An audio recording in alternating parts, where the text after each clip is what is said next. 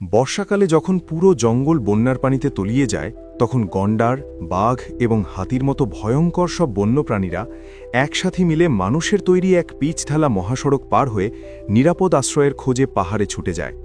বন্যপ্রাণীদের চলাচলের এই জাদুকরী পথের ইংরেজি নাম কাজিরাঙ্গা ওয়াইল্ড লাইফ করিডোর এবং এটি ভারতের আসাম রাজ্যের বিখ্যাত কাজিরাঙ্গা জাতীয় উদ্যানের বুক চিরে যাওয়া জাতীয় মহাসড়ক ৩৭-এর ওপর অবস্থিত। এই বন্যভূমিটি মূলত একশৃঙ্গ গন্ডার বা রাইনোসেরাস ইউনিকর্নিস, রয়্যাল বেঙ্গল টাইগার বা প্যান্থেরা টিগ্রিস এবং এশীয় হাতির মতো বিলুপ্তপ্রায় মেগাফনা বা বিশালাকৃতির প্রাণীদের অন্যতম বড় এক নিরাপদ স্বর্গরাজ্য। কাজিরাঙ্গা উদ্যানের ভৌগোলিক অবস্থান অত্যন্ত চ্যালেঞ্জিং এবং রোমাঞ্চকর। একপাশে বিশাল ব্রহ্মপুত্র নদ এবং অন্য পাশে কার্বি আংলং পাহাড়ের মাঝখানে এই বনভূমি অবস্থিত।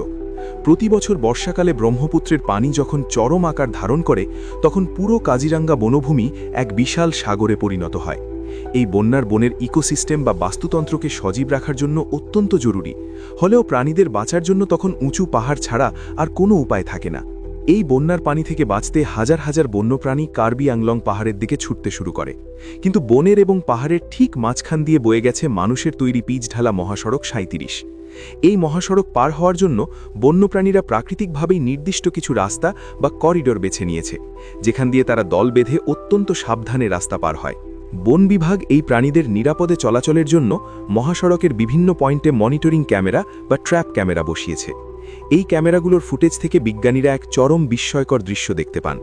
দেখা যায় রাতের অন্ধকারে ভয়ঙ্কর বাঘ, লাজুক চিতাবাঘ, গন্ডার এবং বুনো হাতির বিশাল পাল একই রাস্তা ব্যবহার করে অত্যন্ত সুশৃঙ্খলভাবে পাহাড়ের দিকে এগিয়ে যাচ্ছে, যা বন্যপ্রাণীদের বুদ্ধিমত্তার এক অনন্য প্রমাণ।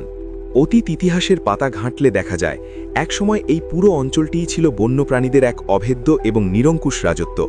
মানুষের কোনো রাস্তা বা সভ্যতা তখন তাদের চলাচলে বাধা সৃষ্টি করত না। কিন্তু বর্তমান সময়ে অপরিকল্পিত নগরায়ন এবং মহাসড়কগুলোর কারণে বন্যপ্রাণীদের এই প্রাচীন চলাচলের পথগুলো চরম হুমকিতে পড়েছে।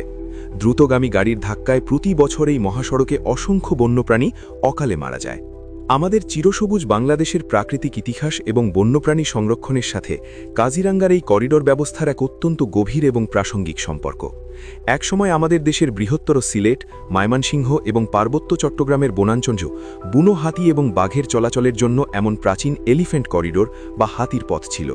কিন্তু অত্যন্ত আক্ষেপ এবং বেদনার বিষয় হল বাংলাদেশে আমরা এই প্রাণীদের প্রাচীন পথগুলো দখল করে অপরিকল্পিতভাবে হাইওয়ে, রিসর্ট এবং রেল লাইন তৈরি করেছি।